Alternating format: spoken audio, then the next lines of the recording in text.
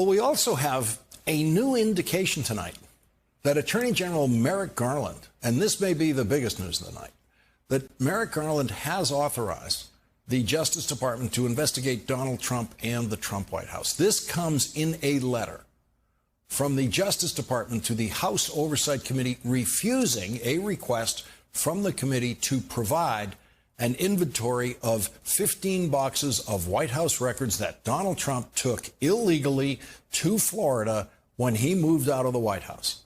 In a letter reviewed by the Washington Post, Acting Assistant Attorney General Peter Hine wrote, quote, "The department previously asked National Archives and Records Administration not to share or otherwise disclose to others information relating to this matter in order to protect the integrity of our ongoing work. The Justice Department policy is generally to not announce federal criminal investigations. Sometimes we discover that federal investigations are underway when people receive subpoenas to testify to grand juries. There are several ways that it can leak out and become public information that a Justice Department investigation is underway. And this letter to Congress, this letter is one of those ways. A letter to Congress from the Justice Department refusing to turn over information to, quote, protect the integrity of our ongoing work.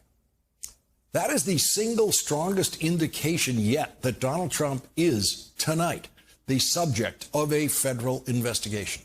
Neil Katyal of the Obama Justice Department will join us in a moment with his interpretation of that news-making letter from the Justice Department.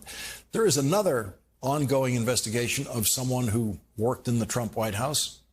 And this one is about exactly, and I mean exactly, the kind of voter fraud Donald Trump kept warning against during the 2020 presidential campaign. North Carolina is investigating Donald Trump's last White House chief of staff, Mark Meadows, for fraudulently voting in the 2020 election from a fake address in North Carolina. The Macon County Board of Elections confirmed to NBC News that Meadows was removed from the voter rolls, citing, quote, documentation indicated he lived in Virginia and last voted in the 2021 election there.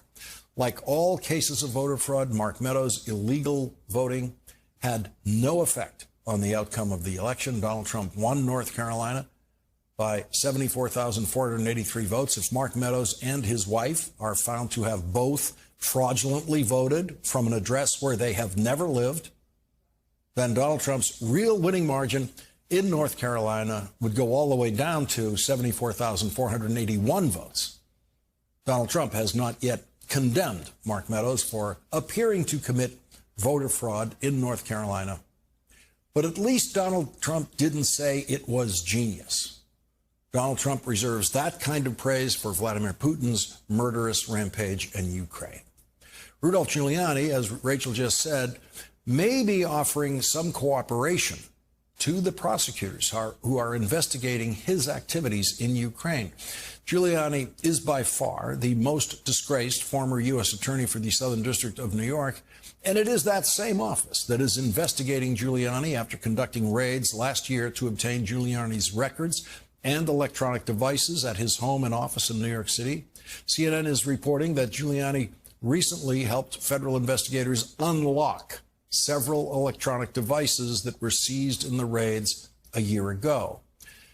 Two other lawyers who worked with Donald Trump met with the January 6th committee today, Trump White House counsel Pat Cipollone and his deputy Patrick Philbin. They met with the committee. They did not testify under oath. And here's the interesting tidbit the New York Times is reporting tonight.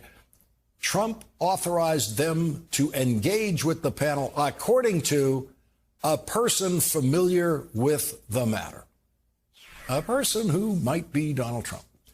One of the people on trial in Washington this week for his part in the insurrection at the Capitol is asking a jury to find him not guilty because Donald Trump made him do it.